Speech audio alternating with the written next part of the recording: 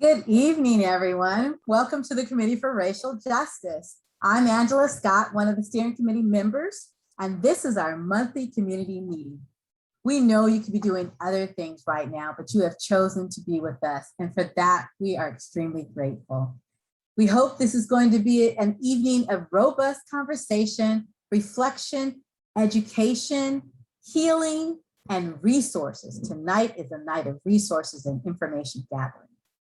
Most of all, may it also be an evening to provide a catalyst for action.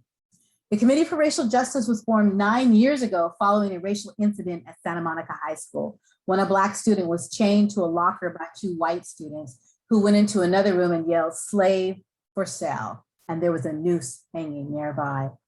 As unfortunately what typically happens is leadership considered it a boys will be boys situation, and the Committee for Racial Justice jumped on it, formed, and began battling racism here in Santa Monica on the West Side ever since. We work primarily in the areas of education, housing, mass incarceration, and police brutality. So welcome to tonight's Committee for Racial Justice workshop titled Housing Justice Equals Racial Justice: How to Fight Eviction and Discrimination. As you know, the Fair Housing Act was supposed to oppose discrimination in housing, but was also affirming needs for changes in already developed patterns of segregation. At a recent webinar seminar by the Southern California Association of Nonprofit Housing, these ideas were brought forward along with the statistic that the LA area was the 6th most segregated area in the US.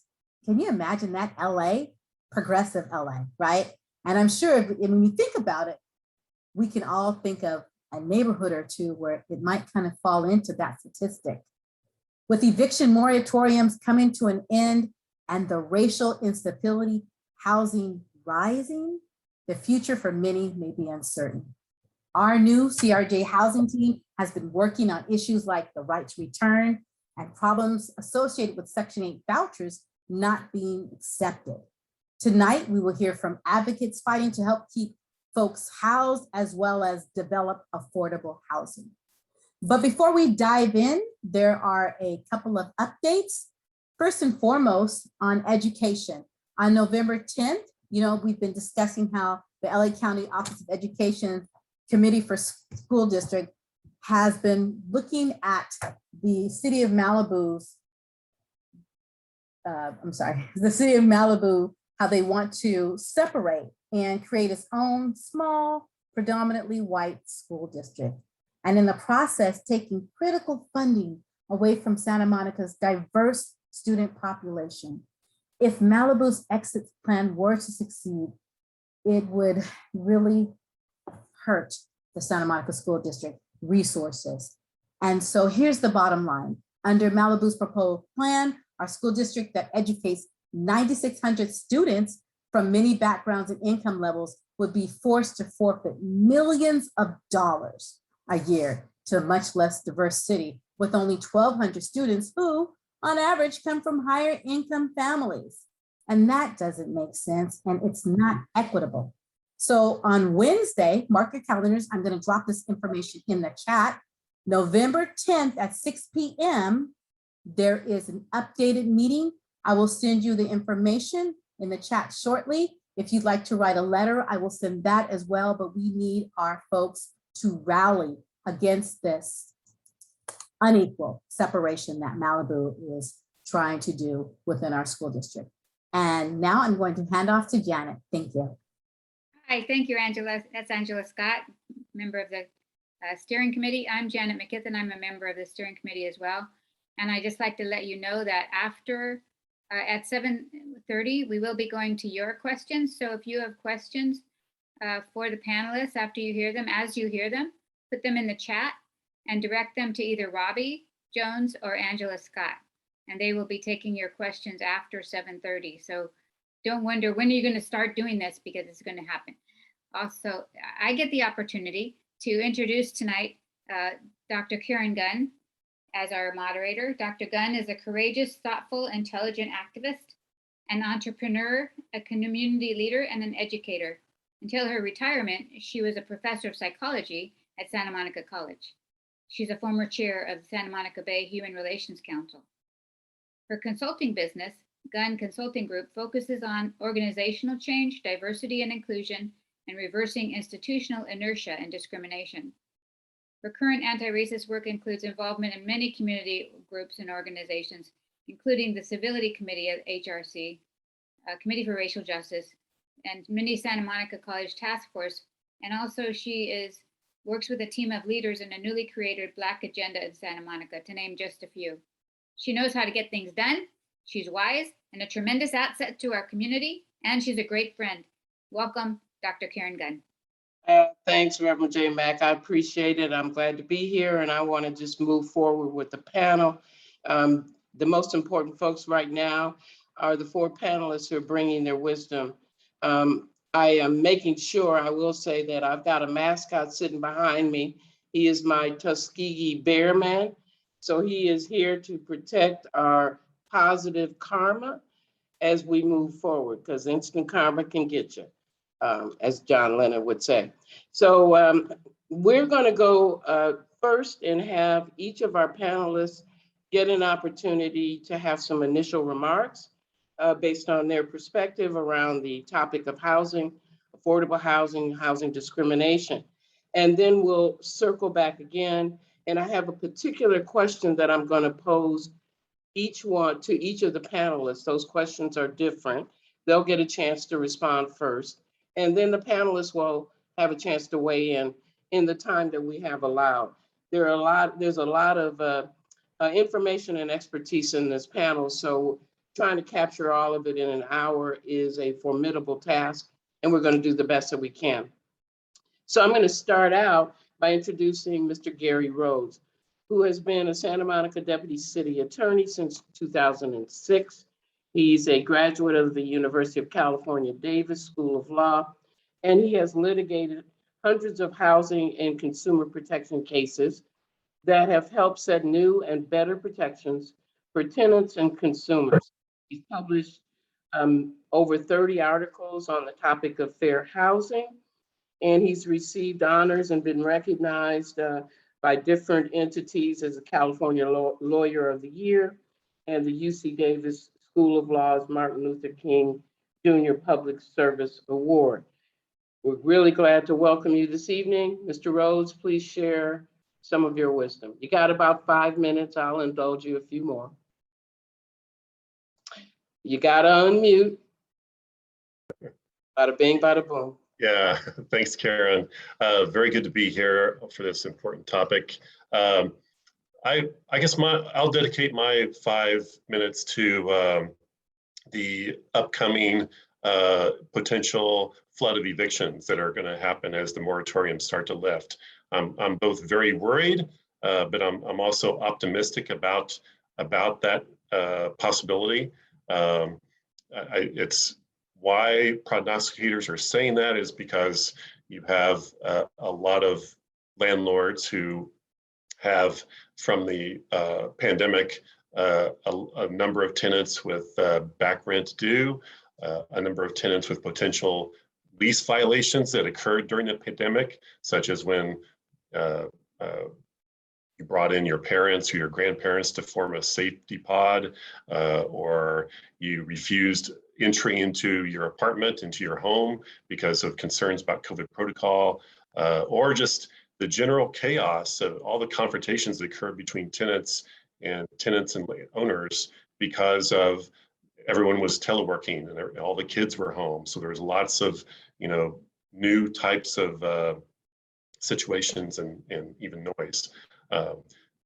I'm concerned that landlords, especially, the bad faith landlords that represent a small minority of landlords in Santa Monica, I'll say that, will look at all these potential possibilities. Like, for example, you've got 20 tenants that have what they perceive as marks on their record, back rent due, or one of these lease violations.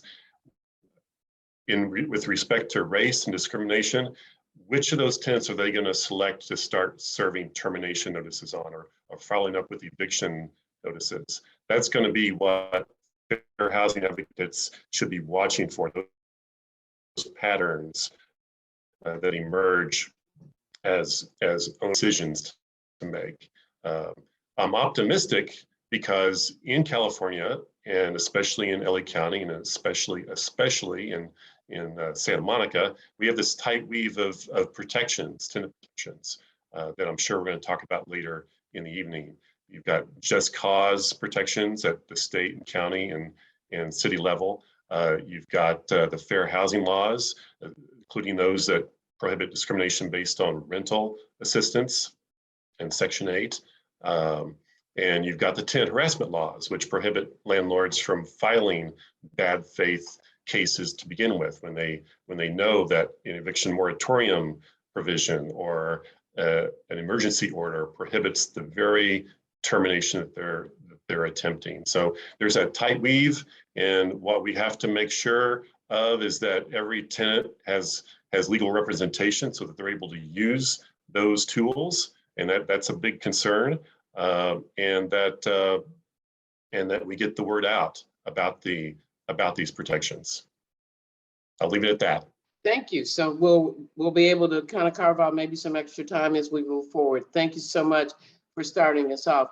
Let me now introduce Karen Barrauskas, who is a government affairs and nonprofit attorney. She currently works for the Los Angeles County Office for Supervisor Holly J. Mitchell. As a senior deputy for economic and workforce development, her portfolio includes a whole bunch of stuff, including taking an equity first approach to protecting workers and consumer rights, protecting tenant rights. She led the county's economic jobs recovery response when she was in her previous role as Director for Economic and Business Development at Workforce Development, Aging and Community Services in LA County, which is a mouthful. Additionally, Carolyn has worked on minimum wage enforcement, financial literacy, and small business development. She is currently an elected commissioner on the Santa Monica Rent Control Board. Take it away, Ms. Barrauskas. Thank you, Karen. We have to shorten that intro. That is too long. Good evening, everyone. How's everyone doing tonight? So I see a lot of different faces in the room, and I want to make sure the information that I'm going to provide to you in the 5 minutes is useful. Hopefully everyone's okay. I'm going to give you a little bit of information about what the Rent Control Board does and how they can protect you. And then we can talk about some of these overarching themes around housing discrimination, specifically for tenants of color who are subject to eviction at much higher rates than their white counterparts. I'm going to share my screen for one moment, so please indulge me. So you might know, hopefully everyone knows here, that Santa Monica has one of the first and strongest rent control charters in the country. Which was really enacted back in 1979 in response to some of the similar things that we're seeing right now, around the housing crisis, not enough housing, rapidly rising rents, potential gentrification, folks who have lived and contributed to this community being really displaced due to the rapidly rising cost of living. And so anyone who lives in an apartment building, with some exceptions, but most people who live in an apartment building that was constructed prior to 1979 will be protected by rent control. So if you're here and you're not sure whether or not your building is under rent control, please reach out and I'll send you the link to see how you can check. Our charter also provides not only for regulations and rent increases, but also for regulations and all of the amenities and services that are included in your base rent when you start your lease.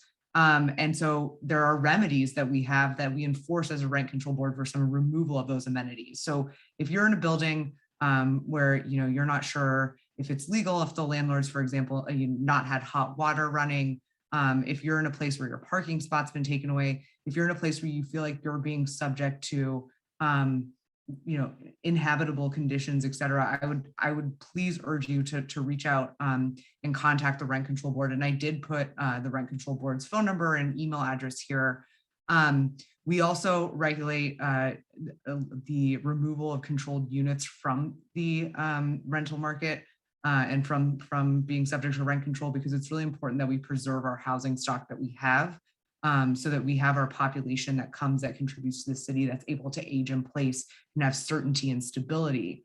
And housing stability has really been tied for multiple generations to access to the middle class, multi-generational wealth building, et cetera. And so we've seen, like I mentioned earlier, that Black individuals, and specifically Black women, have been Black women with children have been subject to eviction at 3 times the rate, of their peers, because oftentimes it's not seen as desirable for landlords to have children in their unit. So I just want to say that this is a race-based crisis, but also a sex-based crisis as well, a gender-based crisis as well, I should say. Because again, women and women with children have specifically been targeted and subject to higher rates of evictions.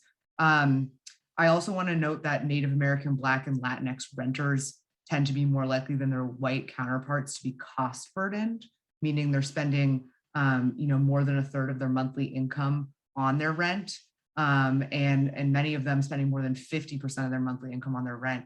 And many of these individuals are more likely to be at the extremely low income threshold of earnings.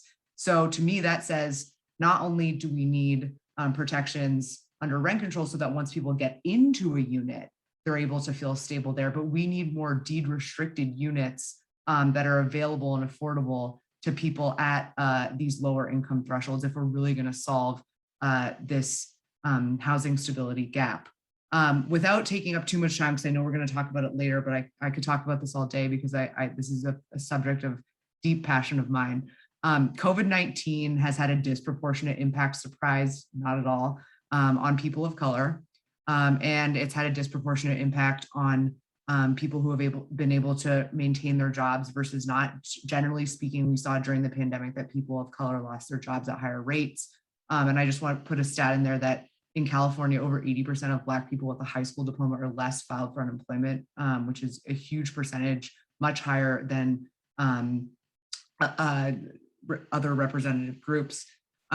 So, what have we done to protect folks? Well, California did pass an eviction moratorium in LA County, and then of course, Santa Monica passed an eviction moratorium. But what's really key is that 100% of back rent that was owed up until the end of September of 2021 can be reimbursed. And so if you have not already applied for rent relief, I really hope you've heard about this because again, that rent relief expired at the end of September, but the applications are still being accepted if you have not at housing.ca.gov or housingiskey.com. And I just want to say that so far we know that the state's program has assisted households in Santa Monica with more than $15 million in rental assistance. So that rental assistance is available. Multiple different agencies throughout the city are helping with that, including the Rent Control Board. And again, I would love to answer any questions and provide additional resources because knowing this information is half the battle. I won't get into I have some suggestions maybe when we get into what can we do and the policy making part. To combat this, there's many things we can do, and let's talk about that. But really appreciate the time, and I'll cede the floor back to you. Thank you so much, and hopefully we will have some time for you to circle back. And let me remind everyone who's here that if you have some questions, make a note of them. At least make a mental note if you need to write it down, which is what I have to do sometime. And then when we get to the last part of the evening, we'll be able to, with Robbie Jones and Angela Scott guiding that, be able to deal with some of your questions. Thank you so much. Let me go on and introduce the third member of our panel this evening, and that's Tara Barrauskas, who is joined the Community Corps in 2016 as Executive Director. She's responsible for the overall management of the organization, achieving its goals and vision, and she has visions herself, and it's a good thing. She's worked in affordable housing industry since 1999, been recognized and earned an LEED AP credential from the U.S. Green Building Council and Living Future credential from the International Living Future Institute. She has overseen development activities for nonprofits that have produced numerous permanent supportive housing for people who've been homeless in the Los Angeles area. She has passions. They are affordable housing, creating equity and social justice in communities, and sustainability. Last but not least, I've gotten to know her well. And so as the community, as a member of the Santa Monica Human Relations Council, where she chairs our civility committee, and she handles that in a very civil way. I'm going to turn it over to Tara.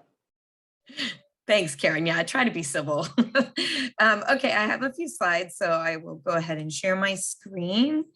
Let me see, I just need to put slideshow. Okay. And I'll breeze through these because I know we want to have a lot of time for dialogue and questions, but just want to give you all an overview of Community Corp for those who aren't familiar with us. We are a local nonprofit that was established in 1982 by community leaders, and our specific mission is improving lives in neighborhoods by providing high quality, affordable housing in opportunity communities, which we call areas that have a lot of good resources, such as high quality schools, transit, and jobs. In our 39 years, we've developed over 1,800 affordable homes in about 100 buildings. Right now, they're all currently operating in Santa Monica, but we are very excited that we're almost done with our first project in the city of LA in Mar Vista. That'll be done with construction in December. So we're thrilled that we are expanding our reach to the greater West Side because, as we all know, the whole West Side is very unaffordable. And we'll talk a little bit about some of the policy behind that as well. The rents for our housing typically are anywhere from about $450 a month to about $1,500 a month. And so that's quite a wide range, but it's because it depends on your income level and number of people in the household. And the ranges we serve on income are about $18,000 a year to about $90,000 a year. And again, it depends on the number of people in the household. So one thing that's important to know about Santa Monica is we have done a very good job providing affordable housing over the years. And we at Community Corp have affordable housing throughout the whole city of Santa Monica. So, you know, all the way from north of Montana, all the way to Pico, and all the way into Ocean Park and Sunset Park. So this is a map to show you sort of how our buildings, where they're currently operating. Show you just a few quick photos of our buildings, just to give you a sense of the type of quality of apartments that we're building. And we do both new construction and also rehabilitation of buildings. And the rehabilitation in particular is important because we're basically taking existing buildings, making them look new again, providing ADA accessibility for them and environmental sustainability upgrades, and preserving the people who live there. And I think that really speaks to some of the policy work behind providing affordable housing and keeping people stably housed. So here's just a couple other photos. This was our most recent building, the Arroyo, which is on Lincoln in Colorado. This is our Main Street building, which has 3 small businesses in the bottom. And so we're really excited to also be able to provide economic empowerment opportunities for small businesses. And we have an exciting venture I'll tell you about in a second too. And then the other thing is that we provide a lot of services, and we're really more and more trying to focus on well-being. So not only are we talking about providing economic stability for people by providing affordable housing, but on the 4 walls and a roof, it's also how do we promote well-being for people who have been systemically disadvantaged. And we do tend to serve more diverse people, people who have been at disadvantage, people with disabilities, and also people in lower wage jobs, people who work retail, restaurants, students, you name it. So we're very proud of the work we do. And in particular, the services are geared towards uplifting and empowering people. So we do a lot with health and wellness, gardens, we have academic enrichment programs, and that's really where we're trying to get to, hopefully lifting people out of poverty. So the exciting thing I wanted to tell you about is we have a building under construction at 19th and Pico, and there will be affordable housing, but on the ground floor, we're going to have a small business marketplace. where we're going to be helping to incubate and support new businesses in an affordable setting, so that we can help people to get started in an affordable way, and hopefully grow successful businesses. And that will be done with construction next year. So stay tuned for more. And there will also be next door to that a very wonderful cafe that will be owned by a small business owner who happens to be part of the CRJ leadership team. So we're really excited about that. And so just real quick, I know this is a lot, but I just want to explain how affordable housing really is the best way to promote housing justice, or one of the best ways anyway. And that is because the housing is permanent. It provides stability. We work with our residents, and even before the pandemic, we would work with residents when they lost their jobs or their circumstances changed. We put people on payment plans. We've worked with them. So that's, something we've been doing for many years. And really the opportunity to live in a higher income and higher opportunity neighborhood like Santa Monica, that's where the affordable housing should be. And I know there's been a lot of conversation about desegregating neighborhoods, and really, I'm such a firm believer in affordable housing should be everywhere. So hopefully we'll talk a little bit more about that. Obviously, being able to live and work in your community is so impactful in so many ways. You can build community roots, and you can participate more completely in a community and not have to drive 2 hours each way every day. And we also happen to be a more flexible landlord, and this also gets to sort of providing more help for people who have been economically disadvantaged. So for example, we don't have any credit score requirements. We're very flexible with our background checks. We accept Section 8 vouchers. We accept people who are not documented.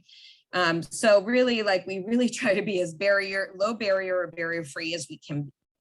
And the other thing that people should know about affordable housing, because this actually came up in a conversation last week, is we are not requiring that people stay low income forever. So the idea is you qualify when you move in, but if your circumstances improve, you get a better job, that's great. And you can stay in our housing. Our housing is permanent housing. So it does offer the opportunity to save money, to improve your circumstances. So I think that's a really wonderful aspect.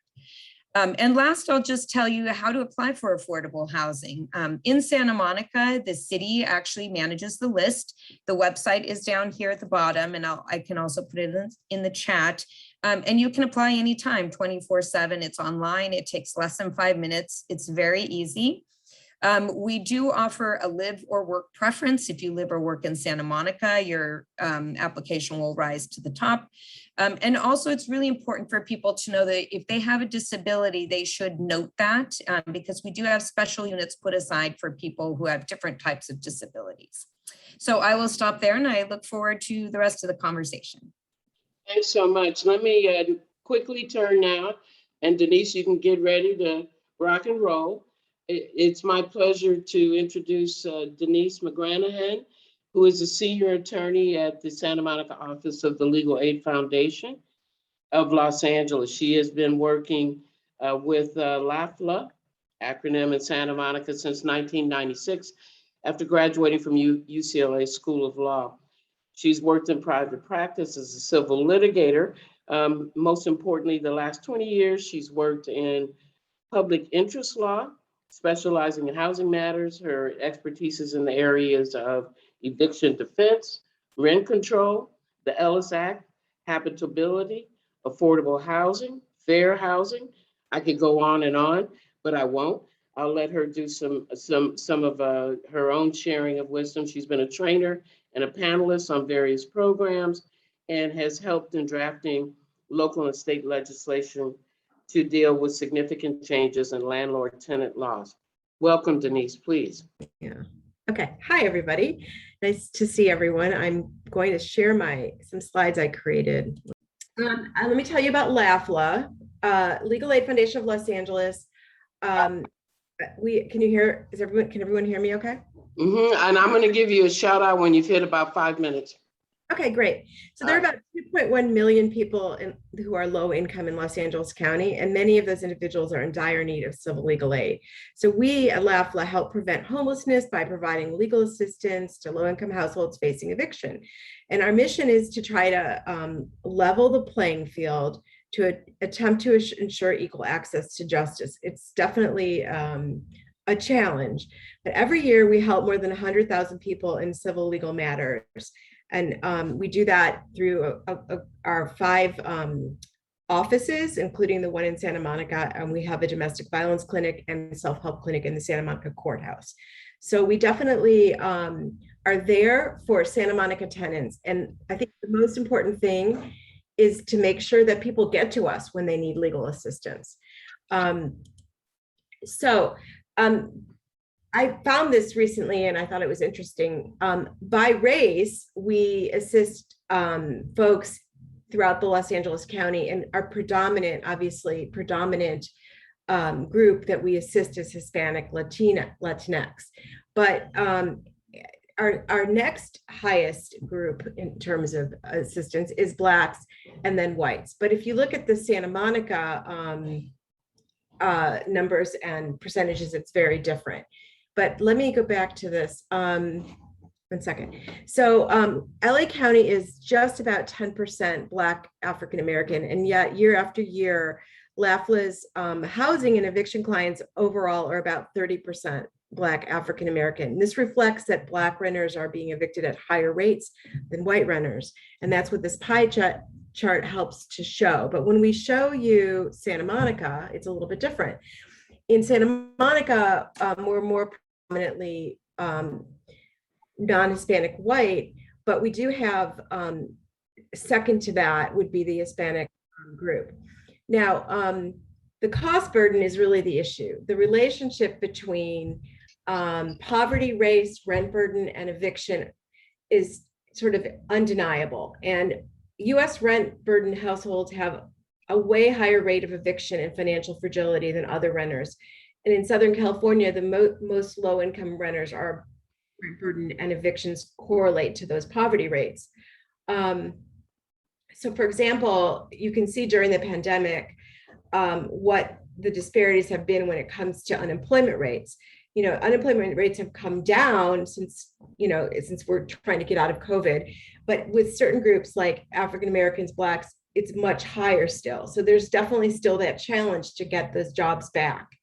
And as a result of that, Black and Latinx workers are more likely to be unemployed during the pandemic, renting their housing, rent burden, meaning paying more than 30% of their income to rent.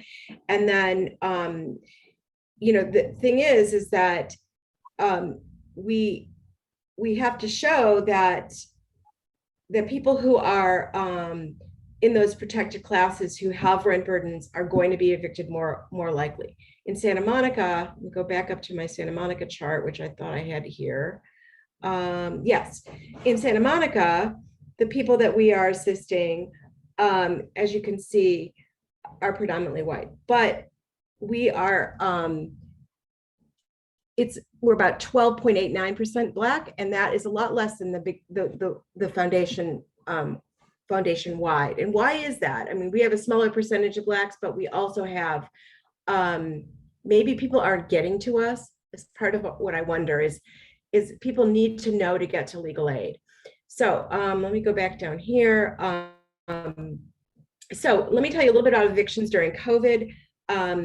We have seen very few non-payment evictions because of these great protections we've had at the state level and at the local level.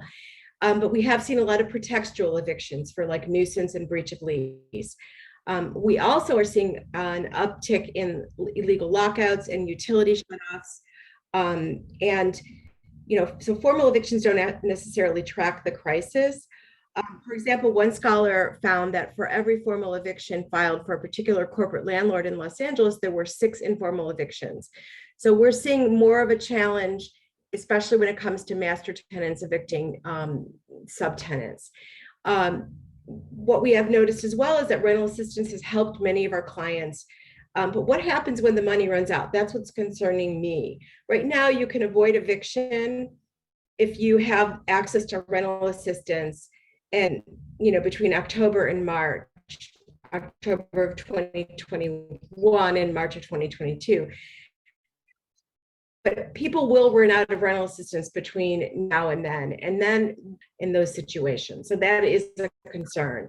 The other thing we've noticed is a lot of our clients are disabled and elderly, so they're more likely to be on fixed incomes and on Section 8 and less affected by the pandemic, which is a good thing, a silver lining for that in a way.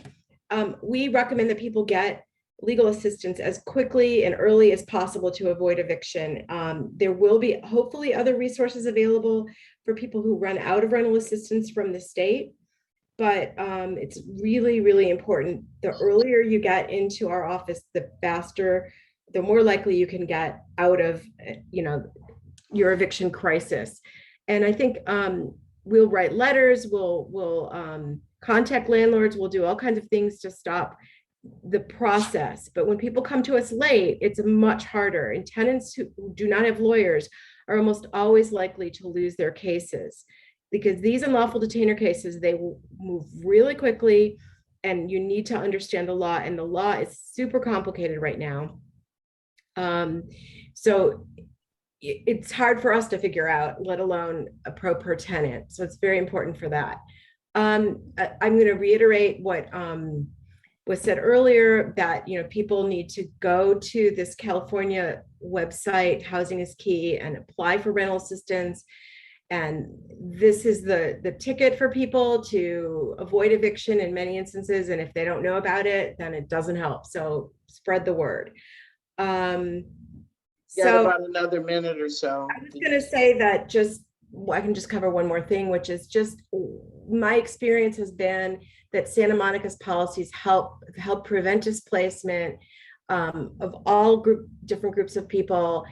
From the time I started working there in 1996, before that we had rent control and just cause. We have anti-tenant harassment laws, relocation assistance, and preferences for people who are having to be relocated because of, let's say, owner occupancy or Ellis. And people don't know about that, but that's helpful. And then we most recently, source of income protections have been really, really helpful.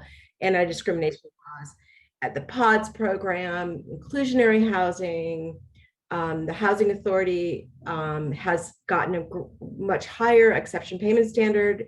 All of that has been very helpful to keeping people housed in Santa Monica.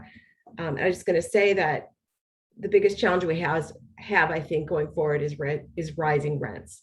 But we're in a great place compared to other cities and areas of LA County. Santa Monica has done so much for its population, and we should really be proud of that.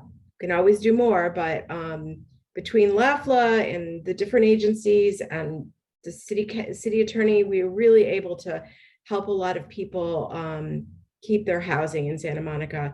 So that I'm open for questions, and I'm glad to be here tonight. So thank you, everybody, for having this committee. And thank you so much. Let's move on in, and I'm going to I've decided to try to make a bit of an unexecutive decision, which is, rather than throw out a specific question to each of you, because I know you all have different interest areas and expertise and different points you want to make tonight. What I'd like to do, I hope that we're getting rid of this screen share. I'm trying to do that. I'm not sure how to unscreen share it. So let me go ahead as you all figure out the technology stuff. There were some questions generated by the Housing Committee of the CRJ. What I'm going to do is read the themes of those questions, and then I'm going to start by asking Gary to jump in and share his remarks regarding any of the themes that you're going to hear. One question had to do with what are the most effective tools or systems out there for fighting housing discrimination in Santa Monica. Another area was about senior housing and the limited resources for them, as well as those who are caring for aging family members, particularly because of the idea of preserving our diversity and the notion of aging in place, if you are interested in speaking to that. The other couple of areas that were raised was how do you connect current cases of discrimination with broader calls for the right to return, particularly in terms of how it would address the historical and current displacement of BIPOC folks out in, or rather in Santa Monica, Black, Indigenous, and people of color. And another area that was raised has to do with the issue of Section 8 vouchers being turned away by landlords, especially if the people holding the voucher are Black or brown. What can be done to make Section 8 vouchers more usable in Santa Monica? And what are the challenges in fighting housing discrimination? So I'd like to begin by asking Gary to weigh in with his reaction or response to whichever of those is important to you. There you go. All right, Karen, I think I'll take door number one, effective tools. And I think in Santa Monica, we not only have that matrix of laws that several of us have been discussing, but we also have some good organizations on the ground to help tenants get those laws enforced and get actual real protection from them. I mean, of course, we've already mentioned the fair housing laws. We have those at the federal, state, and local level. Tonight's conversation is primarily about race discrimination. So not only is there the protected class of race, but there's always been, as we've added more protected classes to the fair housing laws, additional and kind of indirect protection, such as in the 80s, we had families with children that was added to the protected classes. And fast forward to 2015 in Santa Monica, on an evening in May of that year, we pioneered the type of source of income protection by adding rental assistance, especially Section 8, to that definition. And from that point on in Santa Monica, Section 8 voucher holders and any tenant getting any kind of rental assistance, either from the governments or from nonprofits, were protected. And that has resulted, because of the disproportionate number of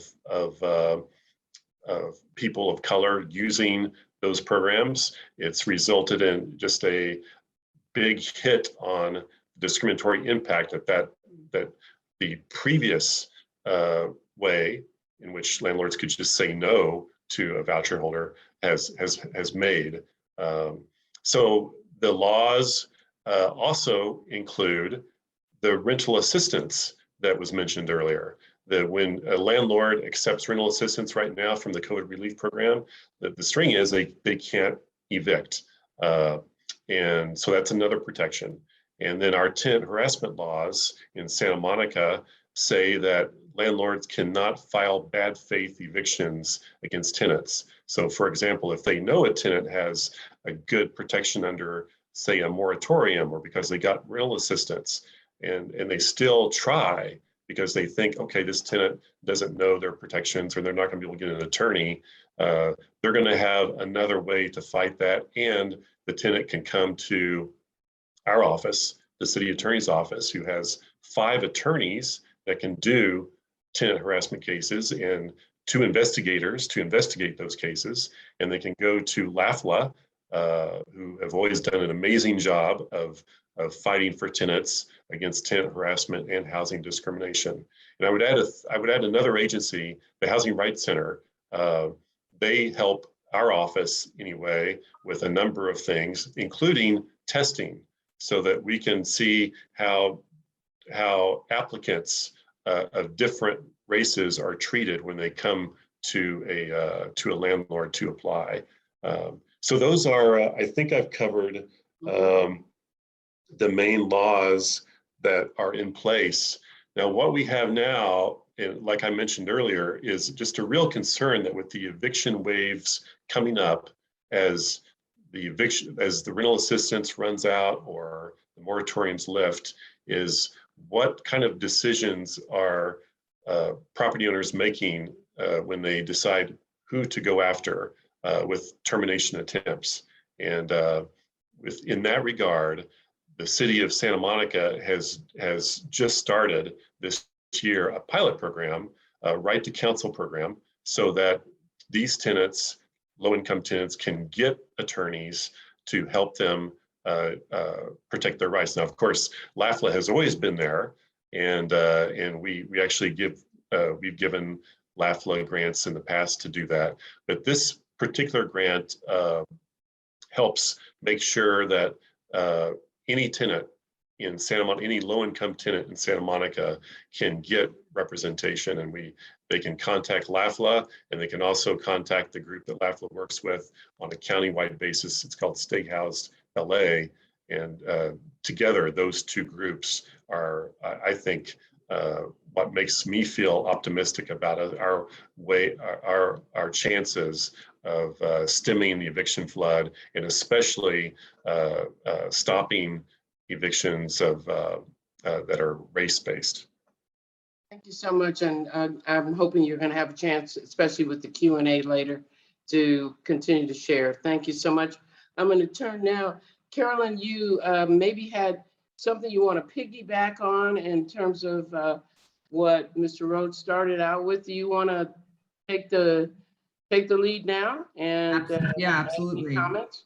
So I think to piggyback on what Gary said, I see kind of three immediate needs for all of us to think about here together on policy and policy that's really going to address some of the racial inequities with respect to housing that we have in the city. So Gary just mentioned the first one, which is right to counsel. So you heard me say in my remarks that you know, our BIPOC folks are being evicted at much higher rates, compounding that intersectionality with women, of course, and mothers. And what will happen is that tenants, and maybe Denise is going to talk about this too, because I know we're all passionate about the same thing. Tenants who are being repeatedly harassed, who don't really know what their rights are, will give up and leave rather than fight these evictions. And in fact, 90% of landlords are usually represented by counsel in eviction proceedings, while 10% of tenants are represented. We also know that New York City piloted this right to counsel concept. So if the landlord has an attorney like you and you're going to court and you're potentially going to be evicted, you should have the right to an attorney. So again, right to counsel instead of having to pay for one or find one. So New York piloted this, and they reduced evictions by 29% in 2 years after they started it from 2017 to 2019. And like I said, again, who's usually being evicted? It's people of color. So, I mean, I think you can draw the connection here. It's really important that we look at some of these issues around right to counsel. And yes, we've piloted it in Santa Monica, and yes, there's Stay Housed LA, but we need a permanent ongoing source of funding. The governor actually vetoed a bill at the state level this year because there was not a permanent attached source of funding. So we can say, you know, you're entitled to an attorney, but who's going to pay for those attorneys, right? So that's one of the things I think we all need to lean in on together here in this group. And then secondly, I think that we talked when I was chatting with the other panelists about the concept that was mentioned by a couple of people, but affirmatively furthering fair housing, and how the Biden administration has reinstated this rule after the Trump administration basically got rid of it. And so yes, and it probably affects a lot of the work that Tara does, as well as Denise and Garrett, all of us really. But you have to take affirmative steps. And the city of Santa Monica addressed this in the housing element and of course in all of the public discussions, but you have to take steps and meaningful actions that address disparities in housing needs across different communities, right? But it doesn't target or talk about eviction. So great, you got into the housing, but it's going to be meaningless if you're evicted from that housing. And like we said, again, disproportionately high rates of eviction for people of color. So I think we need to really look at that. And then finally, this whole concept around tenant harassment, which, you know, Gary and his team have done an amazing job at the city attorney's office. You know, Denise and her team obviously always representing folks that are victim to this and other items, but we are seeing an increasing amount, at least at the Rent Control Board, of this tenant harassment, as it's easier for landlords to get rid of long-term tenants than have them age in place because they want to get a market rate tenant, and it incentivizes them to make more money to have a market rate tenant than a long-term tenant. So we're seeing a lot of tenant harassment. And speaking of those long-term tenants, those seniors, it was touched upon, but Santa Monica has a really innovative program that kind of no other jurisdiction has done, called POD, Preserving Our Diversity. So if you're here today, and I'm going to put a link in the chat, we're actually taking applications for the POD program right now. And so, for example, if you're someone on a fixed income and you're a senior and you make, as a single person, less than $39,450 a year, you could qualify for this program. And you will be receiving a cash benefit to ensure that you can pay the difference between what your monthly income is and what your rent is, so that you're not cost burdened, like we talked about. So I'm going to put that link in the chat. I really encourage you to send that around to your friends and family. And we need more resources. I think the common theme here is we need more money for affordable housing. We need more money for right to counsel. We need more money for the POD program so that people can age in place. And so that I think leads us to think on all the smart minds here. What do we do, at a local and state level around a ballot initiative for additional funding for these programs that are so important? And I'll leave it at that. Sorry, I could talk all day about this. Thank you. I know you can. And your clock behind you must be a wicked conspiracy to mess up our mindset, because the time is weird, but that's okay. Sorry, it's a fake background. Sorry. That's okay.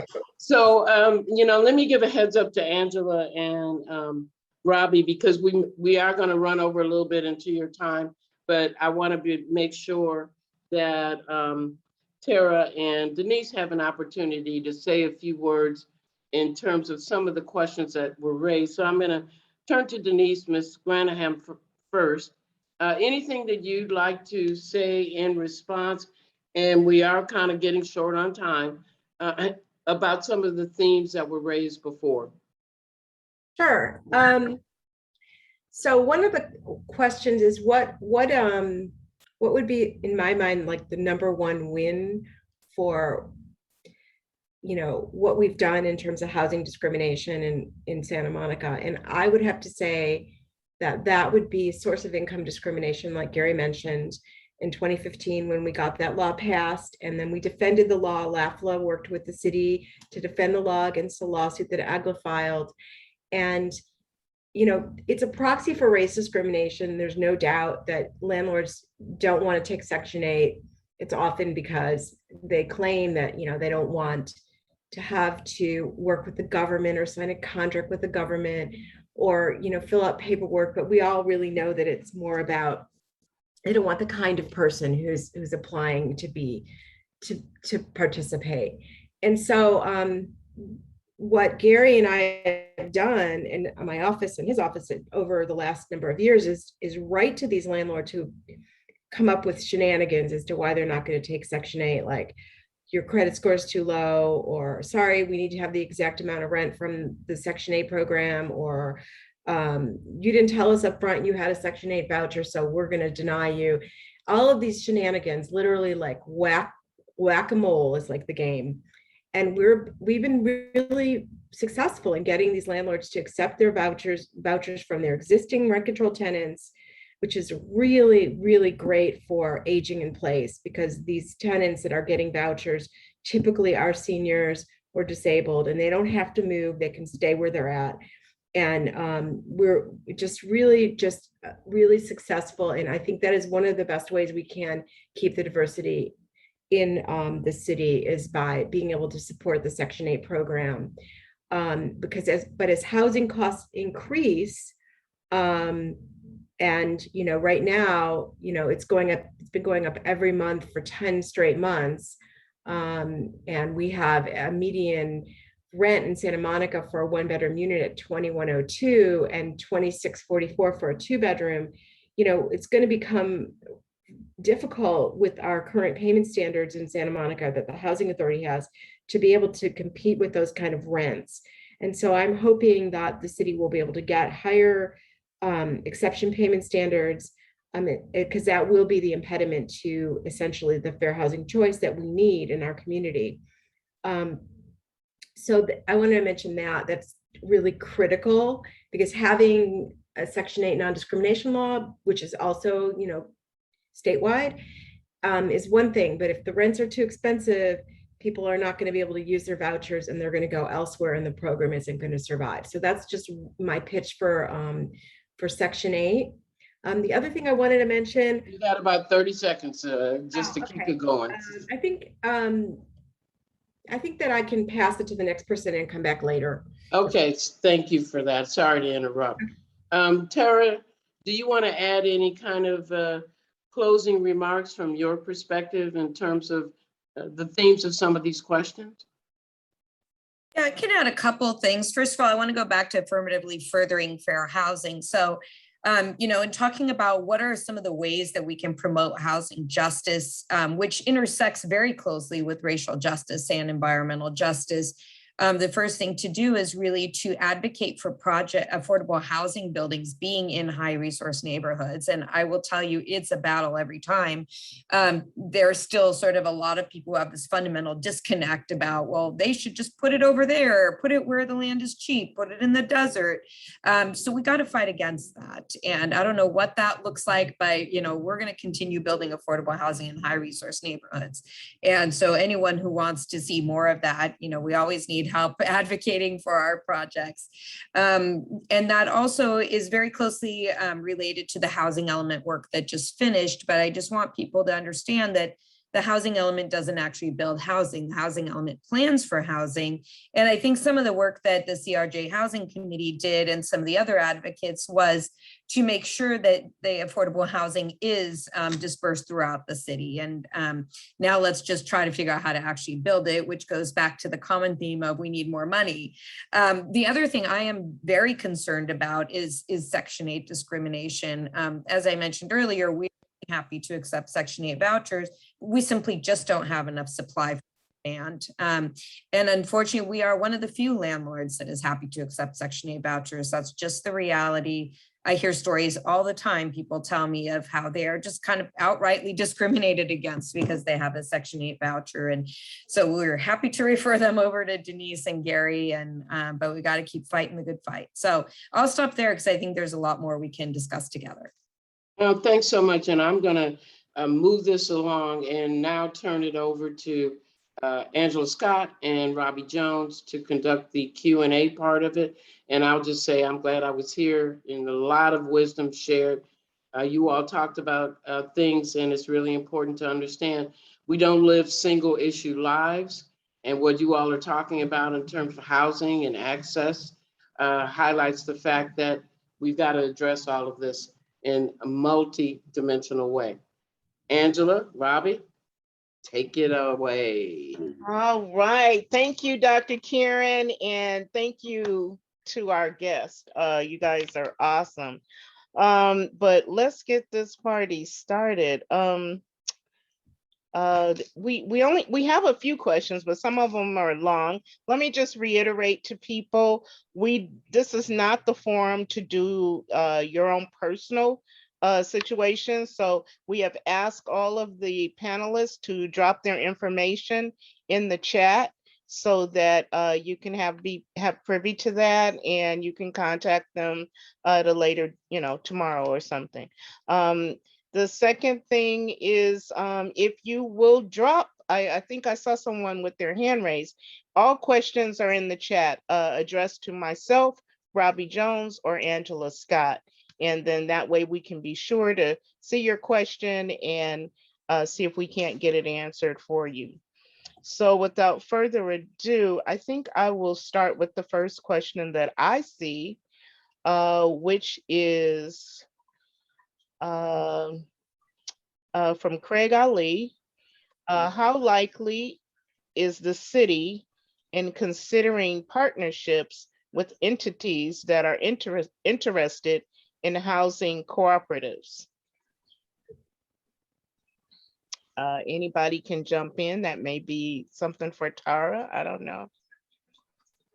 Well, it's definitely something the CRJ Housing Committee is talking about, is how do we start to address the disparity in generational wealth building that's come from real estate ownership, and certainly affordable home ownership, in particular for people of color who have been disadvantaged, I think is something on our radar. It's very complicated. I know Community Corp at one point tried to do a project like that, and we simply couldn't make the financing work.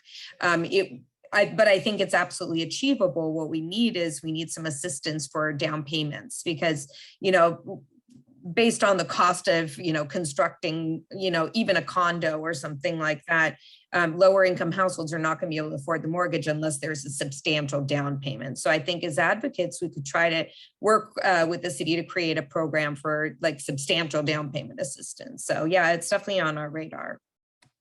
Yeah, that's great. That's great. Well, you're still in the seat, Tara. This one is directly to you from Hajar. She says, please specify the credit requirements. I think it's like 3 questions. So please specify the credit requirements for CCSM.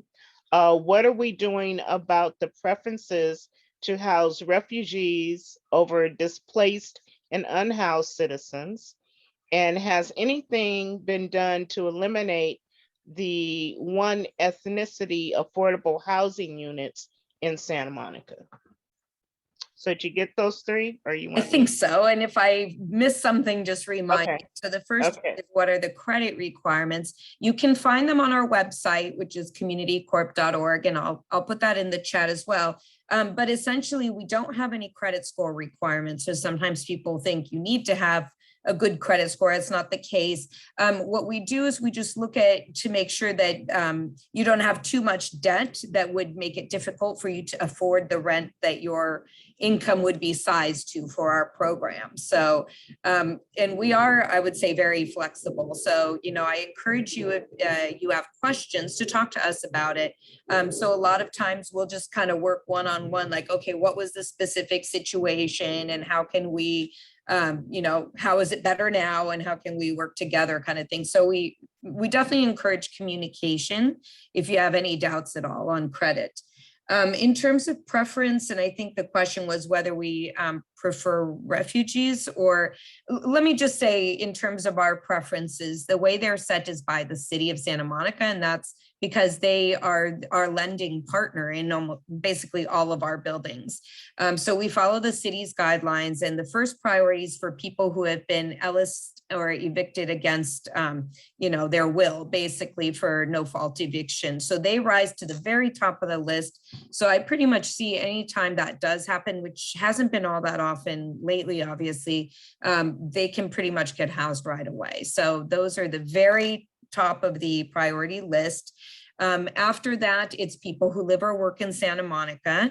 And then it's basically everybody else. So we don't have any priorities. Unfortunately, we don't have a priority for someone who's homeless over somebody who's not. So that's not an official priority. There is no ethnicity that's preferred. There's no job that's preferred. So we follow all the fair housing guidelines. So hopefully that clarifies that question, but happy to answer any more if they come up. And then remind me of the third one, Rob, because I already forgot. About the refugees, or? Oh, okay, so I think I kind of answered that one already, is that refugees don't unfortunately have a priority. It's only if you're being Ellised, then you get to go to the very top. Okay, maybe I read the question. Let me go back to the question. What are we doing about the preferences to house refugees over displaced and unhoused? And then the third was the one ethnicity housing units in Santa Monica. Maybe Okay. Hajar can. Yeah, I guess the only thing I'll say is that we don't prefer any one ethnicity or another. I'll just say that we do have a higher number of people of color in our buildings, but there isn't any kind of, preference. Okay. All right, Angela, I think I'm gonna relax on some questions. You can go ahead now. Okay, look, I'm gonna keep Tara on the hot seat. I I'll keep dancing. He's a rock star now. Okay. Right. And I know part of that. This is easy. Don't go away, Gary. We're gonna find you, Gary. Don't worry. You'll be on standby. So, and I think part of the question was answered previously regarding the rent burden tenants. Why is CCS given priority to non-residents instead of encouraging rent burden tenants to apply? But I think you kind of answered that already, right? So here's the second part then. What is the typical wait list period? Because I know some people say, oh, I've been on CCSM list for like 6 years, 5 years. Does the list start over again each year? What happens if you have been on the list for that long? Like where are we at in that process? Yeah, and that's changed over the years, unfortunately. It is extremely hard for me to give anyone an estimate of how long they would wait on the list, because a lot of times it depends on the number of people in your household. So I will say anecdotally, the larger your house, unfortunately, those are the units in highest demand in Santa Monica. So our 3 bedrooms are the ones that are shortest supply, highest demand. So if that's the kind of bedroom you need, then that's going to be a little bit longer wait. Our fastest units are the ones most readily available are single or studio units. So if you're a 1-person household, you'll probably get housed faster than a family. And that's why it's so important to us to keep building those 3-bedroom units and 2-bedroom units as well to try to increase supply.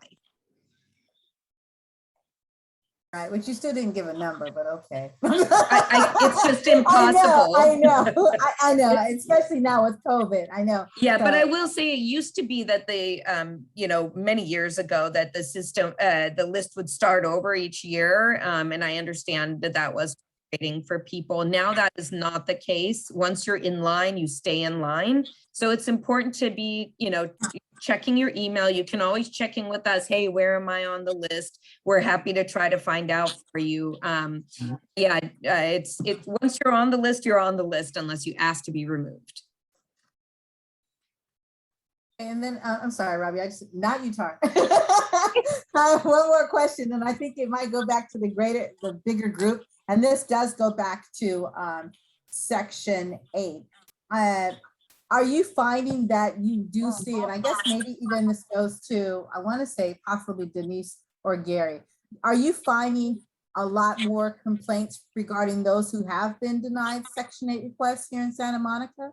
I know it is a problem, but I mean, I think folks usually get denied, but they don't, because they're so busy looking for housing, they don't stop and actually issue a complaint. But the question is really, what's the number that you're seeing, or are you seeing anything at all? Because I know it's happening, but I just wonder if people are actually stopping and going back and complaining while they're looking for housing. Yeah, and I think that's more of a Gary or Denise question. I'll just say anecdotally that whenever I hear stories and somebody tells me they were denied, I tell them to file a complaint with the city attorney's office, and I really hope they do. But maybe somebody else can answer that question. I mean, I can answer it a little bit, and I'd like to know what Gary's numbers are, the official complaints to the city. But I mean, I have noticed, in one particular week, I might write 3 letters to housing providers on behalf of tenants.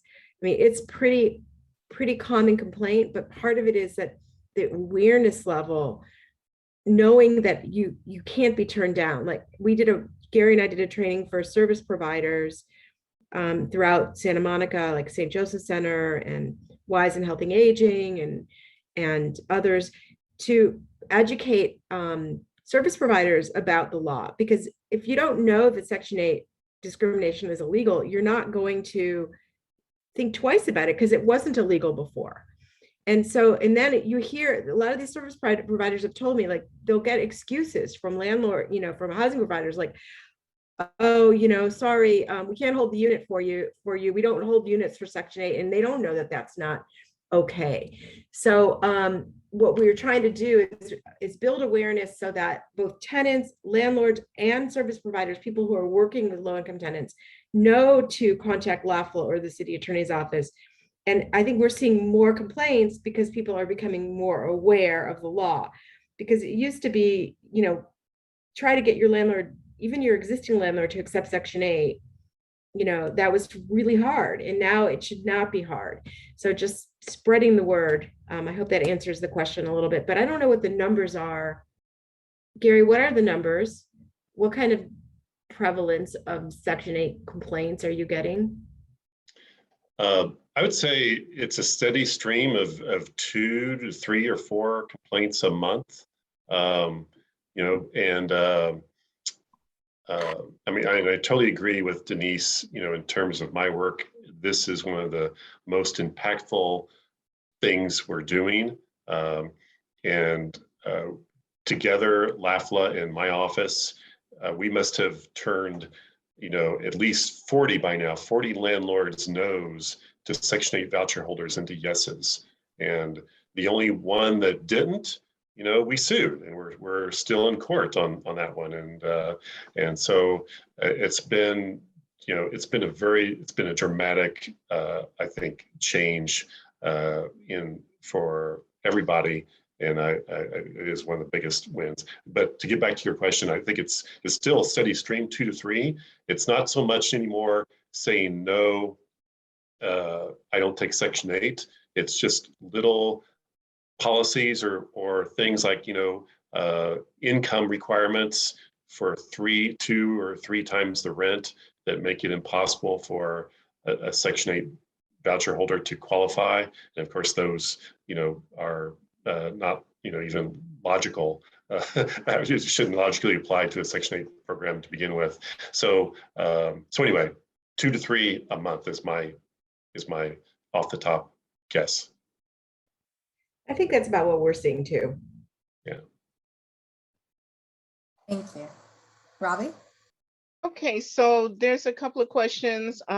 This one I have to get in. This was from a person that sent a question to me from Venice, because they know that Venice and Santa Monica, I think Community Corp are doing a housing project together. They want to know when that takes place. I know there's a meeting coming up soon, but they say that in Venice with St. Joseph Center, they've been working with St. Joseph Center because there's an issue that when people get housed, or say even if they get a whatever type of housing they get, permanent, temporary, they know they can't do illegal substances in the building, so they go get a tent and they're on the street. So they actually now have 2 places of residency, the street to do what they want to do, and then they have the housing. They want to know, how is Santa Monica going to handle that once we do that joint venture? So I don't know if that's Gary, Tara, who that is for, but that was the question from Dr. Naomi Nightingale. I can definitely start off, and if anybody else wants to chime in, yes, we are at the very early stages of a potential partnership on a new building in Santa Monica with Venice Community Housing. We're having our first community meeting it's November 15th, so Monday evening at 6:30, and my information's in the chat if anyone wants to know more. It'll be a Zoom meeting. But yeah, in terms of the tent thing, I mean, obviously we wouldn't allow somebody to put a tent and start doing drugs outside our building. We don't have that situation happening in any of our properties currently. And I don't know, maybe Gary or Denise, like, have you run across that, and what would the remedies be if that was in fact happening? Yeah, I have not come across that issue yet, and I'm not sure what would happen, and it wouldn't be me making that decision on how to, on what we should do in terms of enforcement or laws that would apply. I agree. It's not something we would be involved with. It is important to know that when it comes to smoking medical marijuana or recreational marijuana, if you are living in any kind of federally subsidized property, that those policies are, you really can't get like a reasonable accommodation to smoke medical marijuana. The city has non-smoking rules, so doing drugs in apartment buildings is definitely not something that is going to be easy to do legally. Okay. Okay, Joanne has a question. Will it take zoning changes to help address the obvious racial segregation in housing? Is that a Gary question? Who's that? Who? Well, I know this isn't the rent control board's jurisdiction, but I do want to just say that it does get back to this whole concept around having to include the principles of affirmatively furthering fair housing, which again is designed to promote stability and anti-displacement. And specifically, again, like we said, if any property is receiving any sort of funding from HUD, and if any city is receiving any sort of funding from HUD, which we are, we have to certify that we are taking meaningful actions that address significant disparities in housing needs and access to opportunities. And so HCD, the state housing agency, is going to certify our housing element as to whether or not it comports with affirmatively furthering fair housing in these principles. I think the inherent answer to your question is yes, and like Tara said, the housing element doesn't actually build us any new housing, but it does provide for what kind of zoning changes we will need in order to meet the planned number of housing units. So I think, you know, that's part of the discussion. I think another thing that we didn't really touch on that much in this discussion yet was right of return. And so although that's not a zoning change, certainly it's work that the you know, Housing Commission has been talking about, as well as at the Tara and the Housing Commission here have been talking about. And you know, what kind of resources for it. I think a lot of you know about the story of Bruce's Beach, for example, in Manhattan Beach. And I think that's the first real step that any government in the United States has taken to say we need to return the land to the people who have been deprived of it. So then, yes, of course, we should provide the right of return to folks who have been displaced as a result of the freeway from the Belmar neighborhood, et cetera. But there's many different steps that need to be taken with respect to land ownership as well as rental properties. So I think there's still a lot more work to do. Anyway, sorry, that was a long-winded answer. Okay, Angela? Yes, so I have a question. This comes from Andrea MC. And then I think this is just to the group collectively. Do apartment buildings with 15 apartments and lower have to keep 10% of their apartments low income, and buildings with 16 to 20 arts and up have to have 15%? I know that used to be a law, I believe. Where are we at with that as far as the subsidized and lower income based upon the units? I'm not sure. Yeah, I don't heard of that law. I know it's in LA. I thought it was in LA. I remember years ago, like if you had a certain number of apartments, you had to have at least 10%, 1 or 2 units within that building, affordable, lower subsidized. They might be referring to the Inclusionary Housing Program, or AHPP, for new construction of buildings. So if you're building a new building, you have to have a certain percentage of affordable units. So probably that's what's being referred to. And yes, that's still the case. Santa Monica actually has one of the more strict laws in that regard. And I think it's great because it's producing affordable housing. Okay, thank you. That was the question. And I think Dr. Karen Gunn has her hand raised. I do have my hand up, and actually I would wonder what any of the panelists would advise us who are involved with other organizations or interested in educating the community about the history of segregated housing, the racism around zoning laws, because to get people activated, they need to understand the blemishes, if you will, and I'm being nice, the overt omissions of the truth about why we're in the situation that we're in.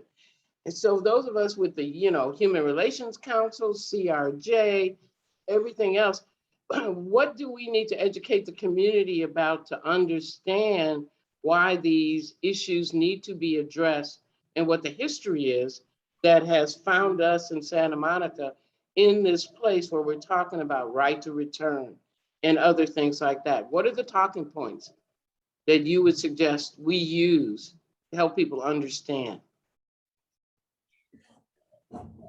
I would just say, if I can, it's okay for me to interject. So I think it's really important to understand the difference between equity and equality when we're implementing housing. Oh, she froze. What that is, but go ahead. Go ahead. She froze. Because I do think the issue of distinguishing between equity and equality is something that comes up in my work for diversity, equity, and inclusion.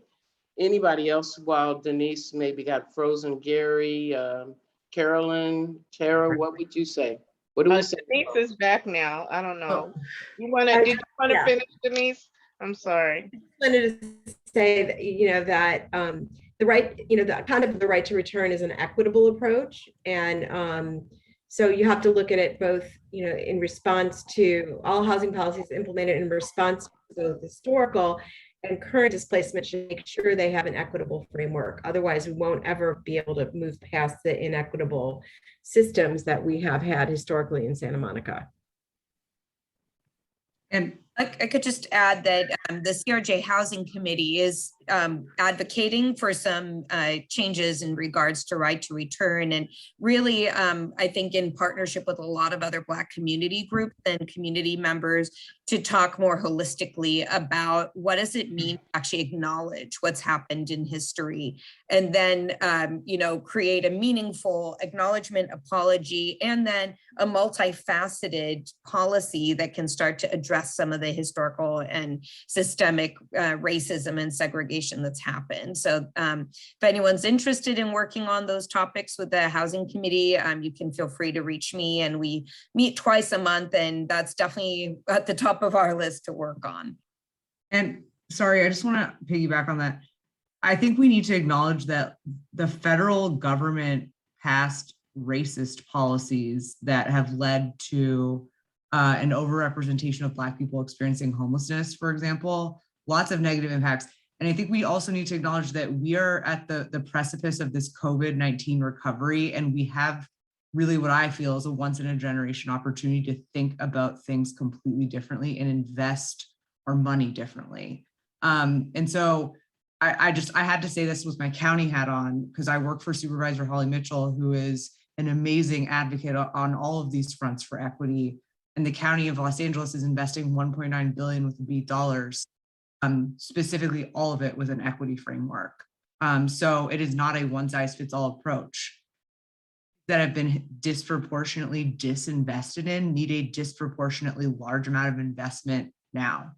And just to speak about, I think you asked Dr. Gunn about the talking points. So when I say that the federal government really proliferated this segregation in our housing is, I want to acknowledge that like in the mid 20th century, we established this civilian public housing program, which basically created this really segregated public housing in the poor areas and proliferated like segregated housing areas, throughout different city planning. And then secondly, again, we prohibited we put deed restrictions in housing deeds that prohibited resale of housing to Black folks or any people of color. And I actually just want to say my friend who is my age in Ann Arbor, Michigan was showing me this year the antiquated deed that said, like specifically the language, it is real, it is there, we put it in there. And then like, let's not even talk about credit and mortgages and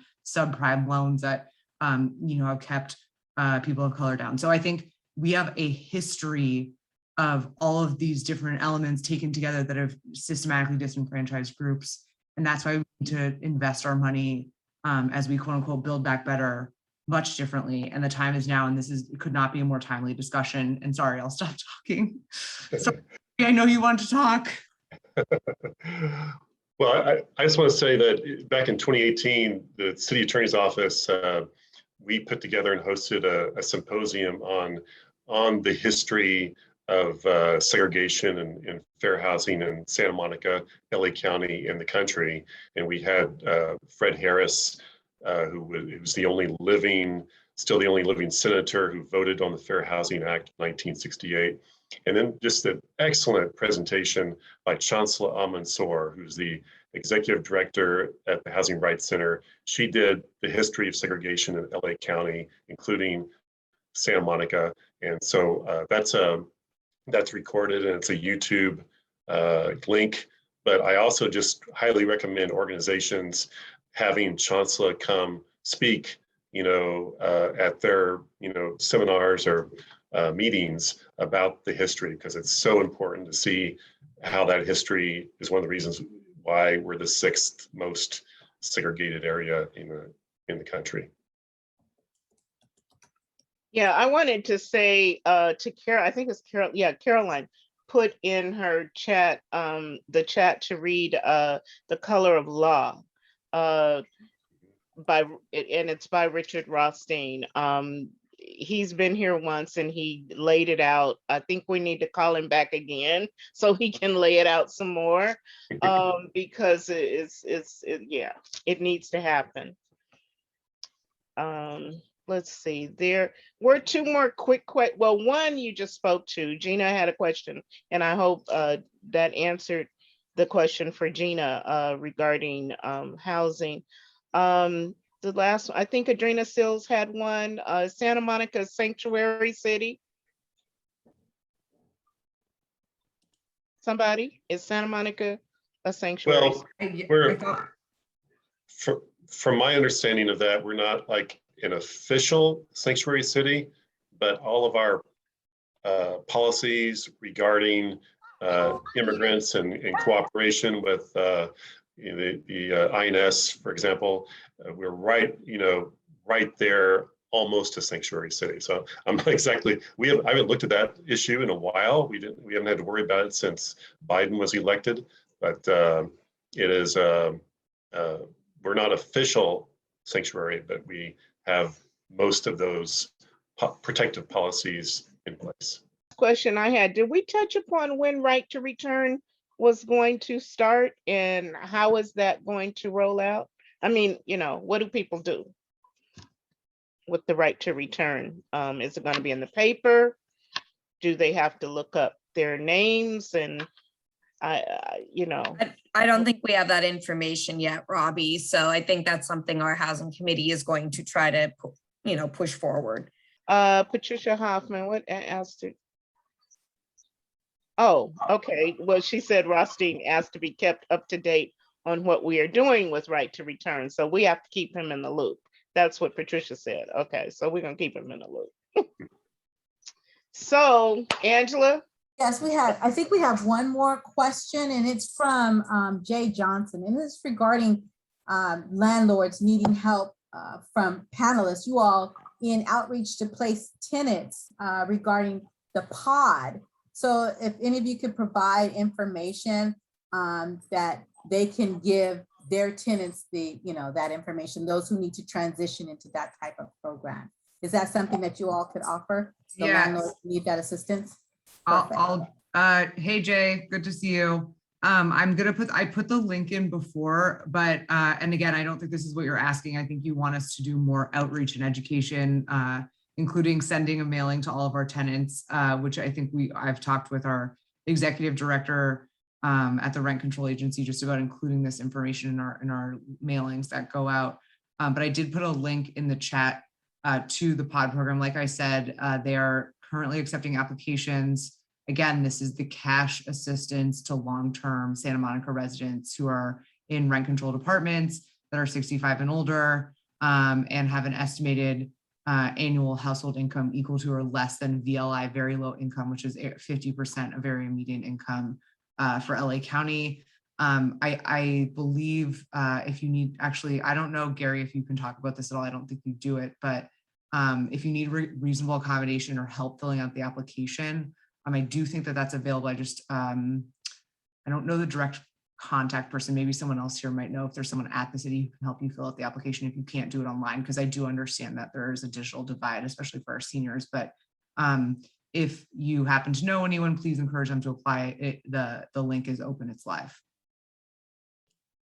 And Yeah, and also, and along with what Carolyn just said, if you have a question about who to turn to, you can email me and I will find out for you.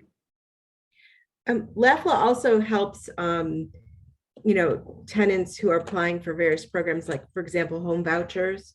When you have a disabled or senior who's at risk for homelessness, we will help with those home voucher applications. And sometimes we identify a person needs a project-based voucher in their existing rent-controlled apartment that might be a good fit. So we'll often work with referring people to these different programs or try to help them apply. So you can also contact LAFLA if you have an interest in that. I've been sending people to Weiss and Healthy Aging as well, and they've helped a few people fill out applications for certain things. So that might be a good idea too, Weiss and Healthy Aging. This question, I guess, is just really the very last one. I know Joanne is about to throw something through the computer, but how can people have discrimination? This came from Adria Mack. How can people have discrimination in court with eviction judges investigated? I'm not, okay, that's how it read. Okay, I'm not understanding the question. I'm sorry. How can people, do you guys understand the question? Something about discrimination with eviction judges investigated. Is there a process to have a judge investigated? Adria, call one of them, email one of them, and maybe you can get your answer because maybe not right now. I mean, maybe. I'll just add that, that fair housing violations are an affirmative defense in an eviction case. So you can list that, and the judge is not obliged to investigate it, but the judge is about, he or she has to, consider evidence of housing discrimination.